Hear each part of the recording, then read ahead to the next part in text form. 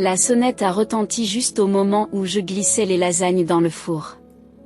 Un timing parfait. Dylan s'était enfin installé dans sa sieste et j'avais prévu de m'attaquer à la montagne de linge qui attendait à l'étage. Je me suis essuyé les mains sur mon tablier et je me suis dirigé vers la porte, m'attendant à la livraison habituelle d'un paquet. Au lieu de cela, je me suis retrouvé face à une femme qui m'était vaguement familière. Grande, impeccablement vêtue d'un blazer crème, ses cheveux noirs tombant en vagues parfaites, le genre de femme qui devrait figurer sur la couverture d'un magazine, et non sous mon porche un mardi après-midi. Michelle Thompson. Sa voix était ferme et assurée. Je suis Sophie Grant. Nous devons parler de Ryan. J'ai eu un haut le cœur. Je connaissais ce nom. Je l'avais vu apparaître sur le téléphone de Ryan à plusieurs reprises. Mais j'avais toujours répondu par un simple client lorsque j'avais posé la question. Mais la façon dont elle a prononcé le nom de mon mari, il y avait là une intimité qui m'a fait recroqueviller les doigts contre le cadre de la porte. Je suis désolée, mais Ryan est au travail, dis-je en fermant la porte. Vous pouvez le joindre au bureau. Je sais exactement où se trouve Ryan. Elle a sorti son téléphone et a tapoté l'écran plusieurs fois. Il est à l'hôtel Riverside, chambre 412, comme tous les mardis après-midi depuis 8 mois. Le monde a basculé. J'ai serré plus fort le cadre de la porte, mes jointures devenant blanches. Je pense que tu devrais partir. Regarde. Elle a brandi son téléphone. L'écran montrait Ryan, mon Ryan, en train d'embrasser cette femme dans ce qui ressemblait à un restaurant. Un autre coup d'œil. Eux sur une plage, son bras autour de sa taille. Un autre, au lit. Son visage paisible dans le sommeil. Et la même expression que j'avais observée d'innombrables matins. Le mot est sorti comme une supplique. Je ne suis pas là pour te faire du mal, dit Sophie en baissant son téléphone. Je pensais être la seule jusqu'à la semaine dernière. Puis j'ai appris pour toi. Sur Dylan. Sur les paiements hypothécaires qu'il a effectués sur mon appartement tout en me disant qu'il était séparé. L'odeur de fromage brûlé emplit soudain l'air. Les lasagnes. Je me tournai machinalement vers la cuisine, Sophie me suivant à l'intérieur sans y être invitée. J'ai sorti le plat légèrement noirci et l'ai posé sur le comptoir. Ce geste banal me parut surréaliste, comme si je me déplaçais dans l'eau. Qu'est-ce que tu fais là ? Demandai-je, fixant toujours le repas en ruine. Pourquoi me le dire ? Parce que nous méritons tous les deux mieux que ces mensonges. Elle a posé une enveloppe sur mon comptoir. Voici tout. Photos, messages, relevés bancaires. Reçu d'hôtel. Utilise-les comme tu veux. Un cri provenant de l'étage nous a fait nous figer tous les deux. Dylan, réveillé par sa sieste. Le son m'a ramené à la réalité. Et elle m'a rappelé qui j'étais. Qui je devais être. Sors de là. Ai-je dit, ma voix retrouvant sa force. Sophie a hoché la tête, presque compatissante. Encore une chose. Il prévoit de vous quitter le mois prochain. Il a déjà rédigé les papiers. J'ai pensé qu'il fallait que tu le saches. Elle sortit, ses talons claquant contre mon parquet. Et la porte d'entrée s'est refermée avec un doux clic qui a résonné dans ma maison soudainement vide. À l'étage, Dylan appela à nouveau. Maman, j'ai regardé l'enveloppe sur le comptoir, puis la photo de mon mariage accrochée au mur. Le sourire de Ryan, celui dont j'étais tombée amoureuse, ressemblait désormais davantage à un rictus. 8 années de mariage réduite à une enveloppe de trahison. Les cris de Dylan se firent plus insistants. J'ai touché mon alliance, je l'ai tournée une fois. Puis je l'ai retirée. Elle a fait un petit bruit final en heurtant le comptoir. J'arrive, bébé. J'ai appelé à l'étage, l'esprit déjà accaparé par ce qu'il y avait à faire. Ryan serait à la maison dans 3 heures, attendant sa famille parfaite, sa vie parfaite. Il n'avait aucune idée de ce qu'il attendait. J'ai passé 3 heures à mémoriser chaque détail de cette enveloppe, à disposer les preuves de ma vie brisée sur le sol de notre chambre pendant que Dylan jouait avec ses cubes à proximité. Chaque photo, chaque reçu, Chaque message d'amour entre mon mari et son autre vie me semblait être un clou de plus dans un cercueil dont j'ignorais l'existence. Lorsque la clé de Ryan a tourné dans la porte d'entrée à 18h30 exactement, j'avais tout remis dans l'enveloppe, bien à l'abri dans la maison de ma mère à l'autre bout de la ville. Dylan a couiné, dada, depuis son parc, et j'ai regardé Ryan le prendre dans ses bras, déposer des baisers sur ses joues potelées. Jouer son rôle de père dévoué à la perfection. Ça sent bon, a-t-il dit, en entrant dans la cuisine où je me tenais au comptoir, coupant des légumes avec une précision mécanique. Nouvelle recette? Comment était l'hôtel Riverside? J'ai continué à hacher, sans lever les yeux. La chambre 412 répond à vos critères. Le silence qui suivit fut absolu. Même Dylan, toujours dans les bras de Ryan, semblait sentir le changement dans l'air. Lorsque j'ai finalement levé les yeux, le visage de Ryan avait cette expression prudente et vide que je l'avais vu utiliser avec des clients difficiles. Michel, de quoi tu parles? Ne fais pas ça. Le couteau s'est abattu plus fort que nécessaire, fendant une carotte en deux. Sophie Grant était ici aujourd'hui. Une femme intéressante. Un goût prononcé pour les blazers. Un goût encore plus prononcé pour l'épreuve. Ryan a déposé Dylan qui s'est immédiatement dirigé vers ses jouets. Tout ce qu'elle vous a dit. 8 mois. Ma voix s'est légèrement brisée. Tous les mardis après-midi, tu pensais que je ne le remarquerais pas? Ou bien tu ne t'es pas assez préoccupé de la situation pour mieux la cacher? Ce n'est pas ce que tu crois. Il s'est approché de moi et m'a tendu la main. J'ai pointé le couteau vers lui et il s'est figé. Bébé, s'il te plaît, laisse-moi t'expliquer. Expliquer quoi? L'appartement que tu paies? Les papiers du divorce que tu as déjà rédigés? Chaque mot était comme du verre dans ma gorge. Ou peut-être expliquer comment tu as joué à la maison avec son fils pendant que le nôtre faisait la sieste tous les après-midi. Son visage s'est alors transformé. Quelque chose de plus sombre remplaça le masque prudent. Tu as fouillé dans mes affaires? J'ai ri. Le son était dur et étranger. Non. Ryan. Sophie l'a fait pour MOI. Et elle s'avère qu'elle n'a pas apprécié d'apprendre pour ta femme et ton fils, pas plus que je n'ai apprécié d'apprendre pour ta petite amie et son enfant. C'est exactement pour ça que je... Il s'est rattrapé, mais pas avant que je l'aie vu. Cet éclair de culpabilité dans ses yeux. Pourquoi quoi? Pourquoi tu as décidé de gâcher 8 ans de mariage? Pourquoi tu m'as menti tous les jours? J'ai posé le couteau avant que la tentation de l'utiliser ne devienne trop forte. Vas-y, finis cette phrase. Au lieu de cela, il a sorti son téléphone et s'est légèrement détourné. J'ai aperçu le nom de Sophie sur l'écran avant qu'il n'entre dans le salon, parlant d'une voix basse et pressante. Je l'ai suivi, la fureur montant à chaque pas. Tu es sérieusement en train de l'appeler maintenant? Il a levé un doigt. Le geste universel qu'il utilisait pour faire taire les clients difficiles. C'est à ce moment-là que quelque chose en moi a craqué. J'ai attrapé son téléphone et l'ai projeté contre le mur. Il s'est brisé, des morceaux d'écran s'éparpillant sur notre parquet parfait. Dylan s'est mis à pleurer dans son parc, mais pour une fois, je n'ai pas couru immédiatement pour le réconforter. Bon sang, Michel. Ryan a regardé son téléphone cassé, puis m'a regardé comme si j'étais une étrangère. Tu as perdu la tête, non? Répondis-je, étrangement calme à présent. Mais j'ai trouvé quelque chose de mieux. La clarté. J'ai marché jusqu'au parc de Dylan, je l'ai sorti et je me suis dirigé vers les escaliers. Nous restons chez ma mère ce soir. Pas la peine d'appeler. Oh, attends, tu ne peux pas Michel, arrête.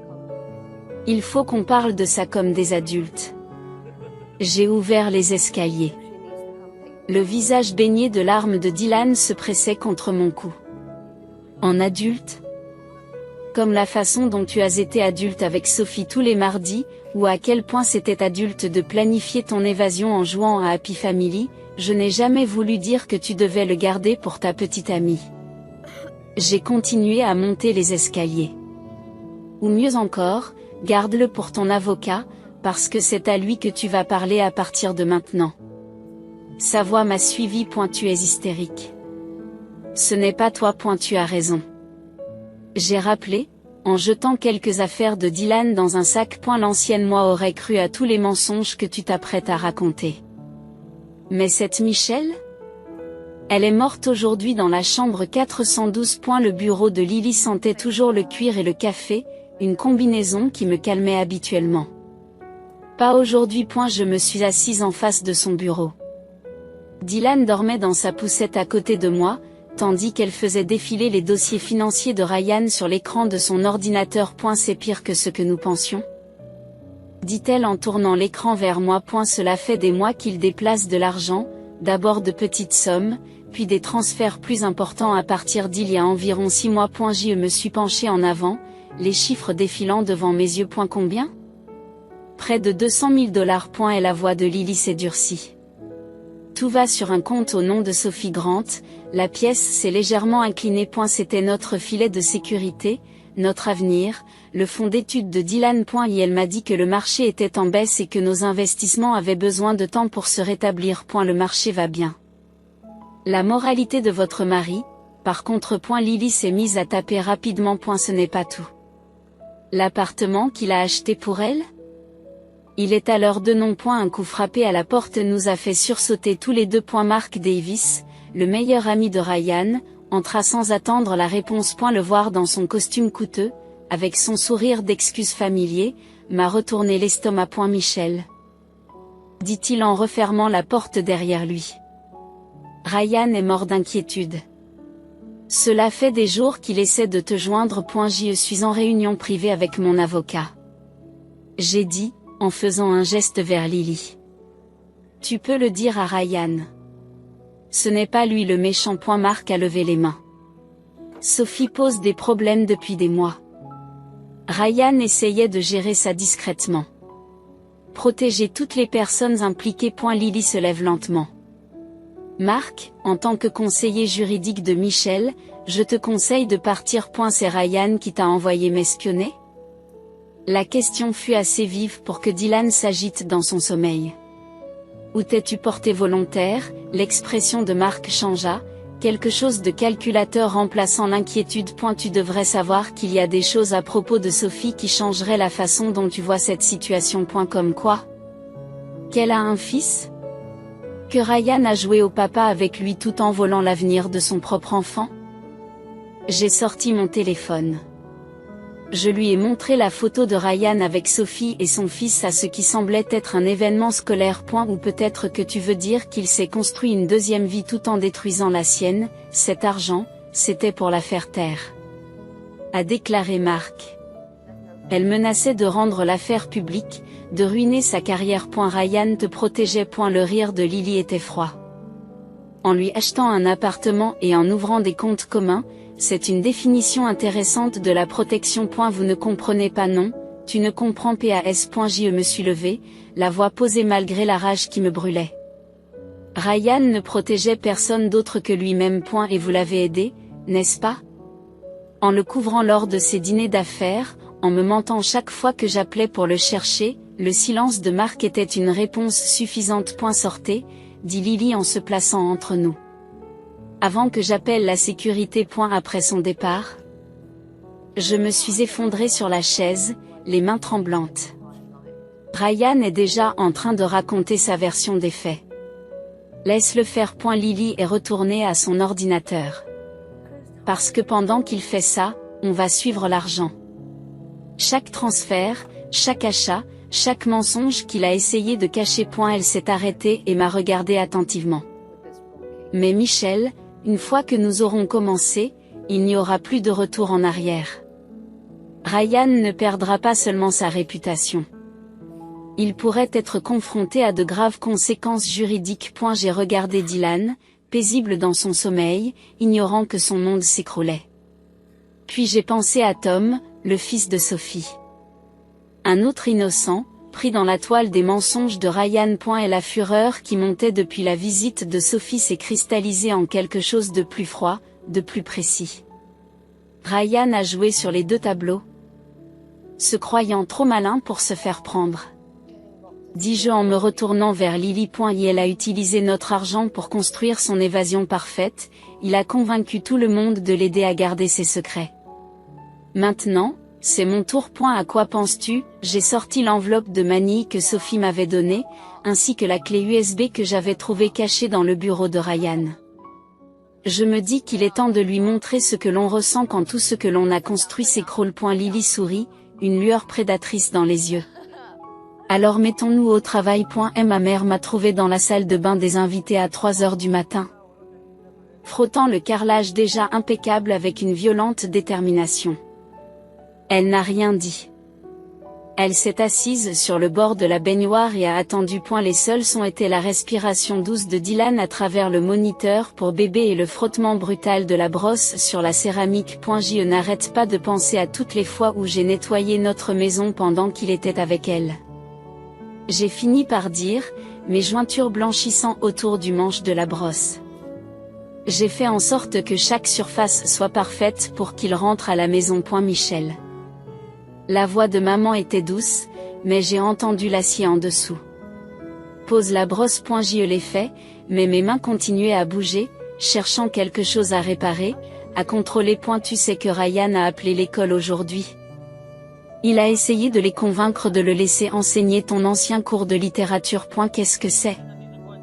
L'acier de sa voix est devenu tranchant comme une lame de rasoir. Elle essaie de préserver son image.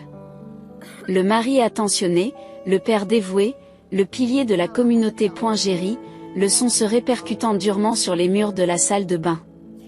Il s'est même porté volontaire pour entraîner la petite ligue. Ce petit manipulateur, un coup frappé à la porte d'entrée l'a interrompu. Nous nous sommes tous les deux figés, écoutant. Il a été suivi d'un autre coup, plus insistant. Reste ici, dit maman, mais j'étais déjà en train de bouger. Au milieu des gens, j'ai vu Sophie, qui ne ressemblait pas du tout à la femme polie qui était apparue sur le pas de ma porte il y a quelques jours. Son mascara était étalé, ses cheveux parfaits ébouriffés. J'ai ouvert la porte. Il est 3 heures du matin. Ryan est fiancé. Les mots ont jailli d'elle. Pour aucun d'entre nous.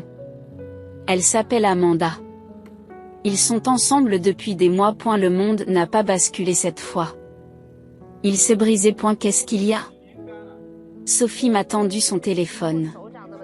Sur l'écran, un compte Instagram privé montrait Ryan lors de ce qui semblait être un dîner intime. Son bras entourait une rousse que je n'avais jamais vue auparavant. La légende disait, j'ai enfin dit oui pour toujours. Jerry est fiancé. Mon éternité. Le message date d'il y a 2 heures. Sophie a dit. Je l'ai trouvé seulement parce que sa meilleure amie suit le compte de mon studio de yoga. Ma mère est apparue à côté de moi, prenant connaissance de l'état désespéré de Sophie. Rentre à l'intérieur avant que les voisins ne commencent à parler. Dans la cuisine, les mains de Sophie tremblaient tandis qu'elle sortait d'autres photos. Ryan et Amanda à Noël. Ryan et Amanda en vacances. Ryan et Amanda visitant des maisons. Il m'a dit que tu étais l'obstacle, dit Sophie, la voix brisée. Qu'une fois le divorce prononcé, nous pourrions être ensemble correctement. Mais il lui a dit que je n'étais qu'une cliente obsédée par lui. Et vous? Elle me regarde. Tu n'existes même pas dans son monde. Combien de temps? La question m'est restée en travers de la gorge comme du verre pilé. Les horodatage de ces photos. Sophie a fait défiler son téléphone. Au moins 1 an avant qu'il ne me rencontre. Et la main de ma mère a trouvé la mienne sous la table et l'a serrée fort. Tu as dit qu'elle cherchait des maisons avec lui? Sophie acquiesce. Dans le même lotissement où il a acheté mon appartement, avec la même société immobilière, tout s'est soudain mis en place. L'argent manquant, les mensonges élaborés, le cloisonnement minutieux de ces différentes vies. Et il ne s'agissait pas seulement de liaison ou de plan d'évasion. Il a monté une escroquerie, ai-je dit, la prise de conscience me frappant comme un coup de massue. Le développement, la société immobilière. Il a utilisé ses relations pour vendre des propriétés. N'est-ce pas? Les yeux de Sophie se sont écarquillés. L'opportunité d'investissement dont il n'arrêtait pas de parler. Il a dit que si je mettais un peu plus d'argent? Combien d'argent? Demande maman d'un ton brusque. Tout ce que j'avais.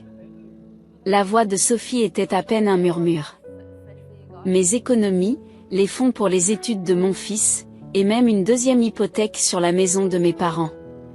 Le babyphone crépitait avec les doux gémissements de Dylan. Le son cristallisait tout. Ma rage, ma douleur, mon but.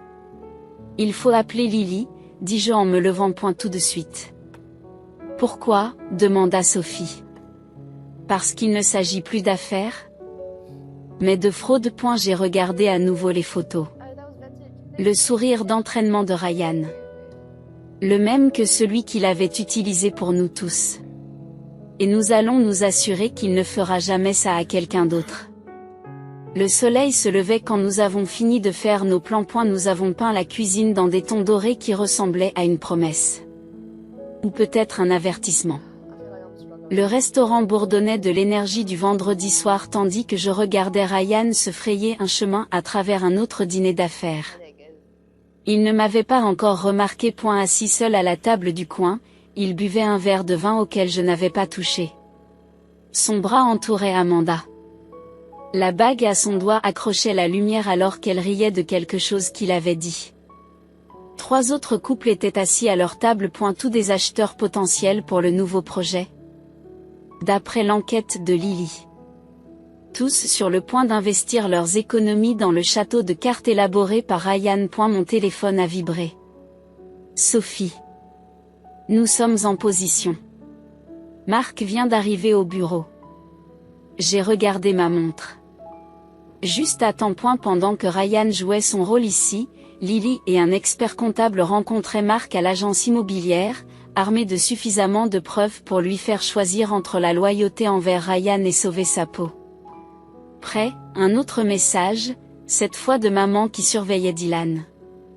J'ai répondu. Oui, je me suis levée, j'ai lissé ma robe noire, celle que Ryan avait toujours aimée, et je me suis dirigée vers leur table. Amanda m'a vue en premier, son sourire s'est effrité alors qu'elle essayait de reconnaître mon visage. Puis Ryan a levé les yeux, pour la première fois depuis le début de notre mariage, j'y ai vu une véritable peur. Ryan, mon chéri, dis-je, assez fort pour être entendu. Ne vas-tu pas me présenter à ton fiancé? La table est devenue silencieuse. La main d'Amanda s'est portée à sa gorge, touchant le collier que j'avais reconnu lors de notre 10e anniversaire. Ryan, qui est-ce? Personne. Dit-il rapidement en se levant. Michel, allons parler dehors. Je suis sa femme. J'ai dit, en sortant mon téléphone. Enfin, sa femme actuelle. Mais je suppose que cela fait de moi l'inconnu dans ce scénario. Je me suis tournée vers les autres couples. Je suppose que vous êtes tous ici pour investir à Riverside Heights. Ryan m'a attrapé le bras. Arrête ça, maintenant. Je l'ai repoussé. Tu devrais d'abord vérifier les nouvelles. Il semble qu'il y ait des irrégularités avec la société de développement. Le FBI est particulièrement intéressé par le modèle de fraude à l'investissement. Elle ment, dit Ryan, mais les couples sortaient déjà leur téléphone. Il s'agit juste d'une dispute domestique. Mon téléphone a sonné. J'ai répondu sur le haut-parleur. Oui. Lily. C'est fait. La voix de mon avocat était claire. Mark Davis vient de terminer sa déclaration aux enquêteurs. Ils exécutent le mandat de perquisition maintenant. Le visage de Ryan s'est vidé de sa couleur. Amanda se lève et s'éloigne de lui. Ryan, que se passe-t-il? Veux-tu lui dire? Lui ai-je demandé? Ou devrais-je le faire? À propos de Sophie, peut-être? Ou des autres femmes? Des maisons que vous leur avez vendues avec de l'argent qui n'a jamais servi au développement. Je me suis tournée vers Amanda. Vérifiez votre compte d'investissement. Celui qu'il vous a convaincu de créer pour votre avenir ensemble. Je parie qu'il est vide. Elle a tâtonné avec son téléphone, les mains tremblantes. L'horreur qui se dessinait sur son visage me disait tout point tu es en train de tout gâcher. Siffla Ryan, son charme se fissurant pour révéler quelque chose d'affreux. Non. Tu l'as fait toi-même. Je m'assure juste que tu ne puisses pas ruiner la vie de quelqu'un d'autre. Le gérant du restaurant est apparu, attiré par l'agitation. Derrière lui, j'aperçus deux hommes en costume qui entraient à l'heure prévue. Monsieur Thompson, dit l'un d'eux. FBI, nous avons besoin que vous veniez avec nous. Les yeux de Ryan tournaient autour de lui comme un animal pris au piège. Pendant un instant, j'ai cru qu'il allait s'enfuir. Au lieu de cela, il a redressé sa cravate. Le masque familier se remet en place. C'est un malentendu, dit-il d'une voix douce. Je peux tout expliquer. Alors qu'il l'emmenait, Amanda lui lança sa bague. Le diamant rebondit sur sa chemise parfaitement repassée. Les autres couples se sont serrés les uns contre les autres, le choc et la colère se mêlant sur leurs visages alors qu'ils réalisaient à quel point ils avaient failli tout perdre. Je me suis assise à ma table de coin, buvant enfin une gorgée de vin. Mon téléphone s'est allumé avec un message de Sophie. C'est fait? Oui, répondis-je. Il ne fera plus jamais de mal à personne. Le vin avait un goût amer, la victoire se mêlant à quelque chose d'autre. Pas exactement du regret, mais une sensation de vide là où il y aurait dû y avoir de la satisfaction. Je pensais que ce serait différent de le voir tomber. Au lieu de cela, je me suis sentie fatiguée. Mon téléphone a encore sonné. Maman avait envoyé une photo de Dylan endormi, serrant son éléphant en peluche préféré. C'est à ce moment-là que les larmes sont enfin arrivées. Pas pour Ryan, ni pour la vie que nous avions perdue, mais pour l'avenir que nous avions sauvé. Le couloir du palais de justice me semblait interminable alors que je me dirigeais vers la salle d'audience, mes talons résonnant contre les sols en marbre. Derrière moi, j'entendais les chuchotements, je sentais les escaliers. L'arrestation de Ryan avait fait les gros titres. Et maintenant tout le monde connaissait l'histoire, ou pensait la connaître. J'ai poussé les lourdes portes, et il était assis là, vêtu d'une combinaison orange au lieu de son habituel costume de marque. Cette vue aurait dû me satisfaire. Au lieu de cela, mon estomac s'est retourné. Madame Thompson, son avocate, m'a appelé, m'interceptant avant que je ne puisse m'asseoir. Un moment dans le coin, Ryan nous observait avec cette expression calculatrice qui lui était familière. J'avais déjà vu ce regard auparavant, lorsque je négociais le prix d'une maison, lorsque je convainquais des clients d'investir, lorsque je promettais à Sophie et à Amanda un avenir parfait. Nous avons une proposition, a dit l'avocat à voix basse, une proposition qui pourrait profiter à tout le monde. Tout le monde, c'est-à-dire Ryan? C'est-à-dire Dylan. Il marqua une pause, laissant l'idée s'imposer. Mon client est prêt à céder tous ses biens, à faire des aveux complets. Si vous acceptez un droit de visite surveillé. Et la pièce s'est légèrement inclinée. Il utilise notre fil comme monnaie d'échange. Il essaie d'arranger les choses. Un remue-ménage à la porte attire notre attention. Sophie fait irruption, le visage pâle. Michel, attends. Il y a quelque chose que tu dois savoir. L'avocat a tenté d'intervenir, mais Sophie l'a repoussé. Et elle l'a déjà fait. À Seattle, il y a 5 ans. Différents noms, différents développements, même schéma. Sa voix s'est brisée. Une femme s'est suicidée après avoir tout perdu. Sa fille avait l'âge de Tom. Le sol a semblé se dérober sous mes pieds. J'ai regardé Ryan, à la recherche d'un signe de remords. Et il a laissé tomber son masque parfait. Il s'est contenté de sourire. Ce même sourire charmant qui m'avait convaincu, qui nous avait tous convaincus, qu'il était ce qu'il n'était pas. Votre honneur, a commencé son avocat, mais je l'ai interrompu. Pas d'accord. Ma voix semblait étrange, distante. Pas de visite. Pas de pitié. Ryan a finalement pris la parole, sa voix traversant la pièce. Vous allez dire à notre fils que son père est en prison? C'est ça ton idée de le protéger? C'est mieux que de le laisser grandir en pensant à des mensonges ou à l'amour. Je me suis tournée vers le juge. J'aimerais faire une déclaration. Mais avant que je puisse parler, Mark Davis a fait irruption dans la salle d'audience, brandissant des papiers. Arrêtez. Tout ce qu'il vous a dit sur Seattle était un mensonge. Il y a plus.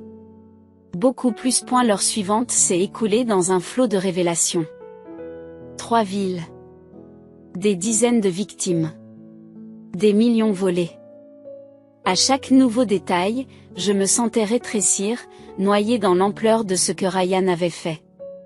Ce que je n'avais pas su voir. Plus tard, dans la salle de bain, je me suis passé de l'eau froide sur le visage, essayant de me débarrasser de l'horreur de tout cela. La porte s'est ouverte et Amanda est entrée. Sa bague de fiançailles avait disparu. Je pensais le connaître, dit-elle à voix basse. Nous le connaissions tous. C'était son cadeau. Mon reflet avait l'air hanté, creux. Il nous faisait voir ce que nous voulions voir. Les enquêteurs ont trouvé autre chose. Amanda a dit. Dans son email privé, des plans pour après l'arrestation de Dylan. Mon cœur s'est arrêté. Quel plan? Il a de l'argent caché à l'étranger et des gens prêts à. Elle n'a pas pu finir. Le monde s'est rétréci comme une peau de chagrin. Ryan n'essayait pas seulement de négocier un droit de visite. Il mettait en place un plan d'évasion. Avec notre fils comme levier. J'ai cherché mon téléphone et j'ai appelé ma mère. Pas de réponse. J'ai appelé la maison. Rien. Dylan est à la garderie. Dit rapidement Amanda, voyant ma panique. J'ai vérifié avant de venir ici. Il est en sécurité. Mais pour combien de temps? La question résonnait dans ma tête alors que je quittais le palais de justice en courant. Ma vengeance soigneusement planifiée s'écroulait autour de moi. Je pensais qu'exposer Ryan mettrait fin à tout ça. Au lieu de ça, je lui ai donné plus rien à perdre. Mon téléphone a sonné. Un message d'un numéro inconnu. Tu aurais dû accepter le marché. À ce moment-là, sur le parking du tribunal, alors que mon monde s'écroulait à nouveau, j'ai réalisé le véritable coup de la vengeance. Il ne s'agissait plus seulement de dénoncer des mensonges ou de rechercher la justice. Il s'agissait de protéger ce qui comptait le plus. Je viens de rendre cela infiniment plus difficile. Le jeu n'était pas terminé. Il ne faisait que commencer. Et cette fois, les enjeux étaient plus élevés que je ne l'avais jamais imaginé. Et la planque ressemblait à une cage, même avec les agents du FBI postés à l'extérieur. Dylan dormait dans la pièce voisine tandis que je faisais les 100 pas, regardant les ombres se déplacer sur des murs inconnus.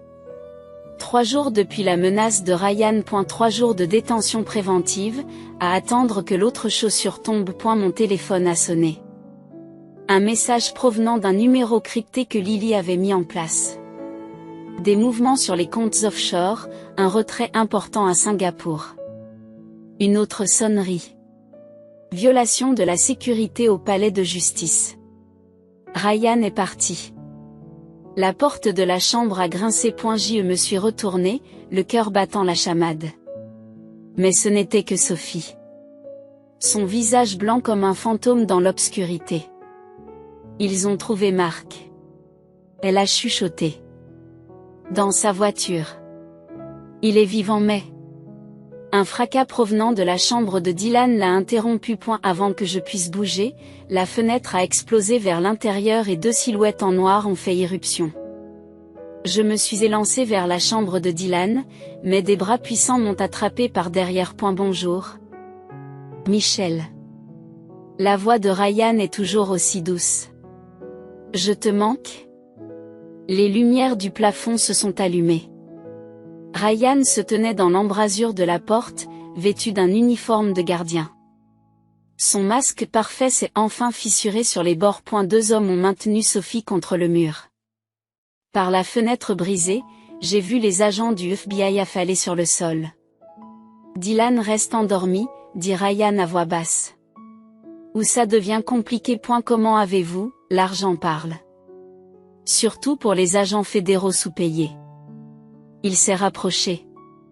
Son sourire familier s'est transformé en quelque chose de cruel. Tu aurais dû accepter le marché. Tu ne le prends pas.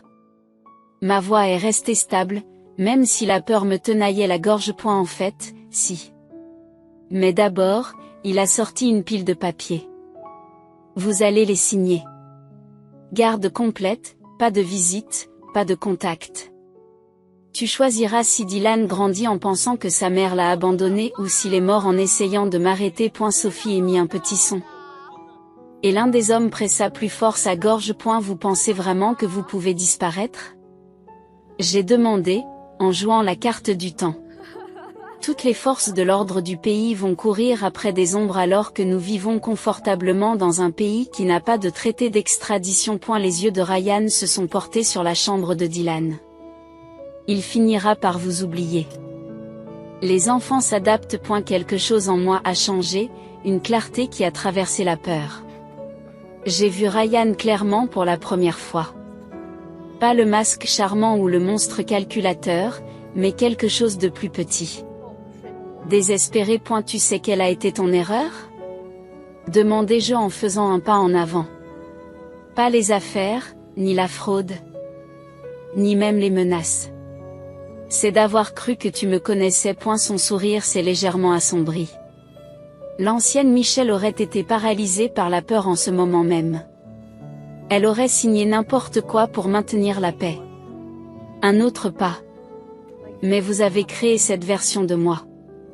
Celle qui a appris à jouer le long jeu. Un bruit à l'extérieur. Des portes de voiture qui se ferment. La tête de Ryan s'est légèrement tournée. Tu m'as appris à tendre un piège, ai-je poursuivi. Comment faire en sorte que quelqu'un soit tellement concentré sur une menace qu'il ne voit pas le vrai danger? Des cris ont éclaté à l'extérieur. Les hommes de Ryan se sont dirigés vers la fenêtre, entraînant Sophie avec eux. Les comptes offshore. J'ai souri. Une piste que nous voulions que vous suiviez. L'intrusion dans le palais de justice. Mise en scène. Même les agents du FBI à l'extérieur étaient des acteurs. Et la vraie équipe attend mon signal depuis que vous êtes entrés. La porte s'est ouverte. De vrais agents sont entrés.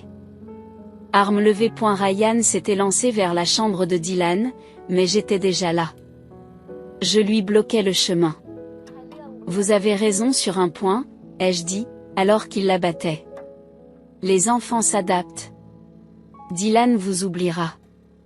Et c'est le meilleur cadeau que je puisse lui faire. Plus tard, alors que Don s'emparait de la planque, je me suis assise avec Sophie pendant que le FBI examinait la scène. Comment saviez-vous qu'il viendrait lui-même? Parce qu'il ne supportait pas que quelqu'un d'autre l'ait surpassé. Son ego ne lui permettait pas de faire confiance à quelqu'un d'autre pour arranger les choses. Dylan s'est réveillé en serrant son éléphant en peluche. J'ai touché le petit émetteur caché à l'intérieur. Celui qui transmettait tout au FBI depuis la première menace de Ryan. Le problème avec la vengeance, ai-je dit à voix basse, c'est de savoir quand la laisser tomber. Parfois, la meilleure victoire est de s'assurer qu'ils ne pourront plus jamais faire de mal à personne. Sophie a acquiescé, la compréhension se lisant dans ses yeux. Et maintenant? J'ai regardé le soleil se lever, me sentant plus léger que je ne l'avais été depuis des mois. Maintenant, nous reconstruisons. Mais cette fois-ci selon nos conditions, pas les siennes. L'enveloppe est arrivée par une fraîche matinée d'automne, juste au moment où Dylan maîtrisait sa première phrase complète. J'ai immédiatement reconnu l'écriture de Sophie. Bien que je n'ai pas eu de nouvelles d'elle depuis le procès. Maman, regarde, Dylan a pointé du doigt une feuille qui tombait tandis que j'ouvrais la lettre, son autre main s'agrippant à la balustrade de l'aire de jeu. Le parc était devenu notre sanctuaire, un endroit où les chuchotements et les regards ne pouvaient pas nous atteindre. Les mots de Sophie s'estompaient sur la page. Je déménage à Seattle avec Tom.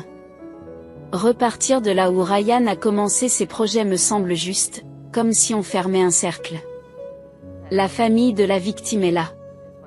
Il mérite de connaître la vérité. De guérir. Le rire d'un enfant a attiré mon attention. Tom poussait Dylan sur la balançoire, les deux garçons ignorant le poids de leur histoire commune. Sophie l'avait amené pour une dernière séance de jeu avant leur déménagement. Ils oublieront, dit Sophie en apparaissant à côté de moi. C'est ce que tout le monde me dit. Que Tom oubliera Ryan, les promesses, la douleur. Mais nous n'oublierons pas. Répondis-je en regardant notre fils jouer. Non. Elle m'a tendu une coupure de presse, la sentence de Ryan. 20 ans, sans possibilité de libération anticipée. J'ai entendu dire qu'il avait essayé de charmer le juge à la fin. Un discours sur la rédemption. Les vieilles habitudes. J'ai plié la coupure sans la lire. Est-ce que ça a marché? Le juge l'a traité de prédateur déguisé en prince. Sophie sourit légèrement. Ton témoignage l'a scellé. La façon dont vous avez décrit ces méthodes, ces manipulations, a aidé les autres victimes à se manifester. Dylan s'est précipité, des feuilles coincées dans ses boucles. Maman, balance-toi. En le poussant plus haut, j'ai repensé aux derniers mots que Ryan m'avait adressés au tribunal. Tu ne seras jamais vraiment libéré de moi. C'était une menace. Mais en regardant Dylan rire, sans peur et avec pureté, j'ai réalisé que Ryan m'avait donné quelque chose qu'il n'avait jamais voulu. Une force que je ne savais pas avoir. Le groupe de soutien nous aide. M'a dit Sophie à mon retour. Les autres familles comprennent. Pas de jugement. Juste la guérison. C'est pour ça que vous allez vraiment à Seattle? Elle a acquiescé. Ils ont besoin de quelqu'un qui comprenne les deux côtés, victime et complice. Sa voix s'est arrêtée. Je dois faire en sorte que tout se passe bien. Tom l'appela, fier de ce qu'il avait trouvé. La façon dont elle le regardait, un amour féroce mêlé à une culpabilité persistante, reflétait ce que je ressentais chaque fois que Dylan posait des questions sur son père. Nous les avons protégés à la fin, ai-je dit. C'est ce qui compte. Vous avez protégé tout le monde. J'aurais aimé qu'elle s'arrête, en regardant Tom. J'aurais aimé être plus forte plus tôt. J'ai repensé au jour où Sophie était apparue pour la première fois sur le pas de ma porte. À la façon dont ce moment avait ébranlé mon monde et l'avait finalement reconstruit plus fort. Nous avons été forts exactement quand il le fallait. Plus tard, après leur départ pour leur nouvelle vie à l'autre bout du pays, j'ai trouvé une deuxième lettre dans l'enveloppe. Celle-ci était adressée à Dylan, avec la mention pour quand il sera plus grand. Je ne l'ai pas lu. A eu lieu de cela, je l'ai placé dans la boîte où je gardais les choses importantes. Le premier dessin de Dylan, la clé de notre nouvelle maison, la carte de visite de mon cabinet de conseil récemment créé. Non pas pour préserver la douleur, mais pour me souvenir de la force qui en a découlé. Dylan a tiré sur ma manche, prêt à faire sa sieste. Alors que je le ramenais à la maison, il a pointé du doigt un oiseau qui planait au-dessus de sa tête. Il a dit, l'un de ses nouveaux mots préférés. Je l'ai serré contre moi, en pensant à la menace de Ryan de ne jamais être libre. Et elle s'était trompée sur ce point.